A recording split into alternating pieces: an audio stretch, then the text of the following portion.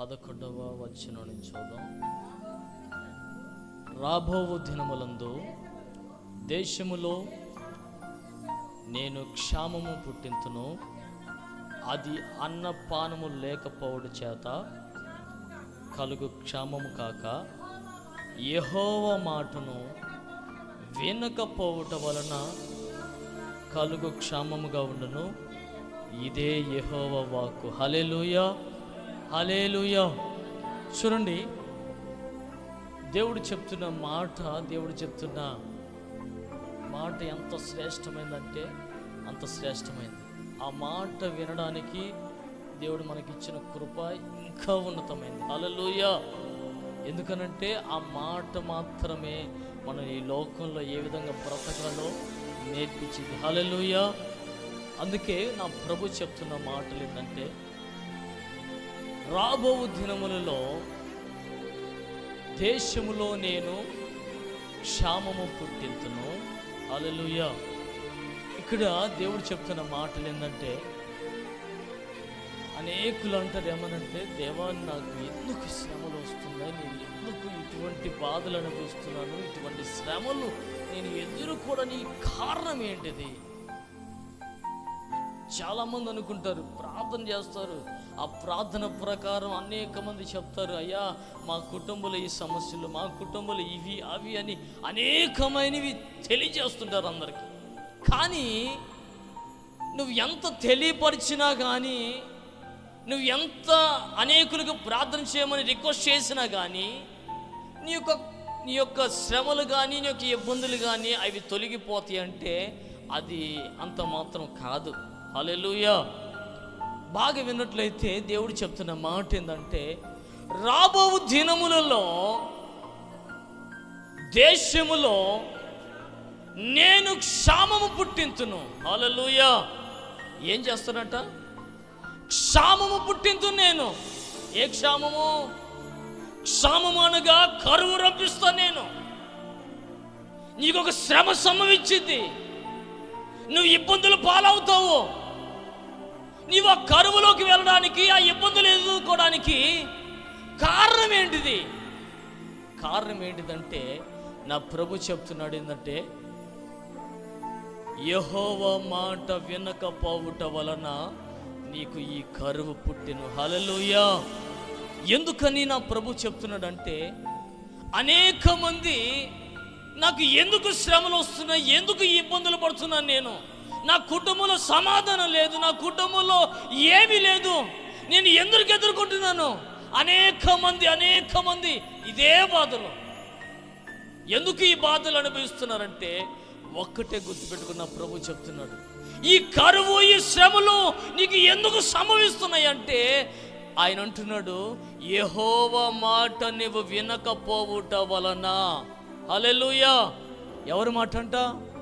యెహోవా మాట నువ్వు వినకపోవుట వలన నీకు ఆ శ్రమ సంభవించింది, నీకు ఆ కరువు వచ్చింది, నువ్వు ఆ సమస్యలో నువ్వు పాల్గొంటున్నావు. నువ్వు, నా ప్రభు చెప్తున్నాడు ఈరోజు, ఎందుకు నీ యొక్క సంఘంలో ఈ విధంగా ఉంటున్నారంటే, ఈ దేశంలో ఈ విధంగా నడిపించబడుతున్నారంటే, సంఘము ఎందుకు ఈ విధంగా తయారవుతుందంటే, ఆ సంఘము దేవుని మాట వినకపోవుట వలన. హల్లెలూయా, హల్లెలూయా. నా ప్రభు చెప్తున్నాడు. ఎందుకనంటే నా ప్రభు మాట వినకపోవుట వలన. ఏంటంటే, ఆయన మాటలు వింటున్నారు మీరు, ఆయన మాటలు వినటం పెద్ద గొప్ప కాదు.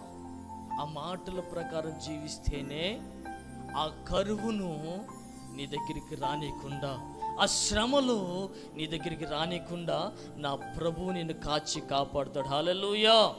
నువ్వు వింటుంది ఎవరి మాట తెలుసా? సాక్షాత్తు సజీవుడైన తండ్రి మాట. హల్లెలూయా, హల్లెలూయా.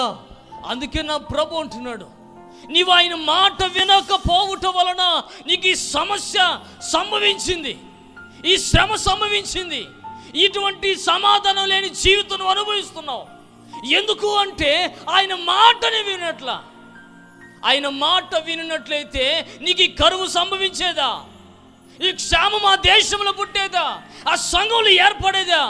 ఆ సంఘంలో ఏర్పడుతుంది అంటే వీరు దేవుని మాట వినకపోవుట వలన మాత్రమే. హల్లెలూయా, హల్లెలూయా. ఎందుకు? ఆయన మాట వినేవారిలాగా మనం ఉంటున్నామా?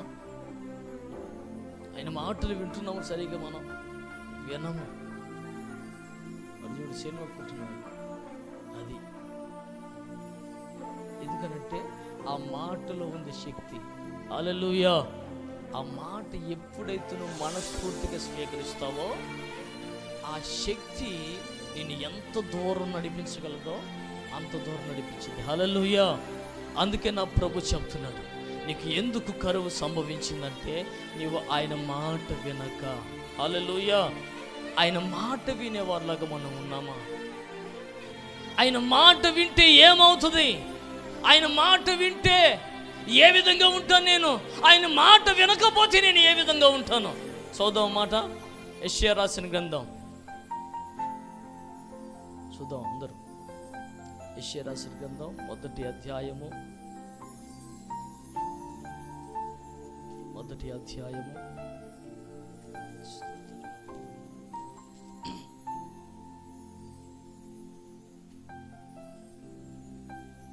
1వ అధ్యాయము 19వ వచనం. మీరు సమ్మతించి నా మాట వినిన ఎడల భూమి యొక్క మంచి పదార్థములను నీవు అనుభవించదవు. హల్లెలూయా, హల్లెలూయా.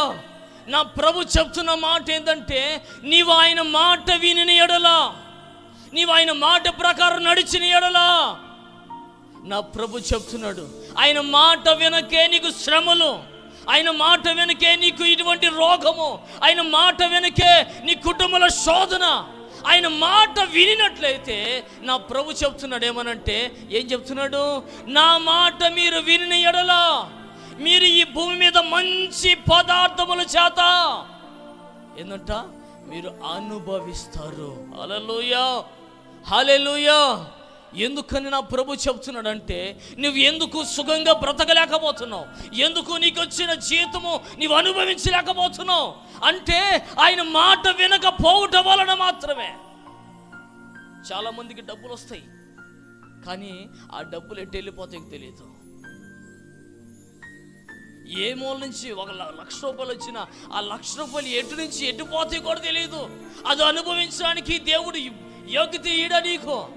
ఎందుకని అవి నీకు దరి చేరనకుండా వెళ్ళిపోతున్నాయి అంటే నీవు ఆయన మాట వినక. నువ్వు మాట వినుంటే నువ్వు ఈ లోకంలో అంటే ఏందంట ఈ భూమి మీద మంచి పదార్థముల చేత నువ్వు అనుభవిస్తావు. హల్లెలూయా, హల్లెలూయా. ఎందుకు శ్రమలు అనుభవిస్తున్నాను, ఎందుకని ఇబ్బందులు అనుభవిస్తున్నారంటే నీవు ఆయన మాట లెక్క చేయక.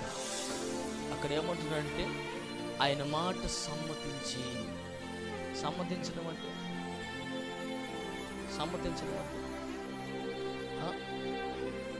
సమ్మతించడం అంటే వినటం, శ్రద్ధ కలిగి వినటం, వినయం కలిగి వినటం. సమ్మతించడం అంటే స్వీకరించటం. హల్లెలూయా.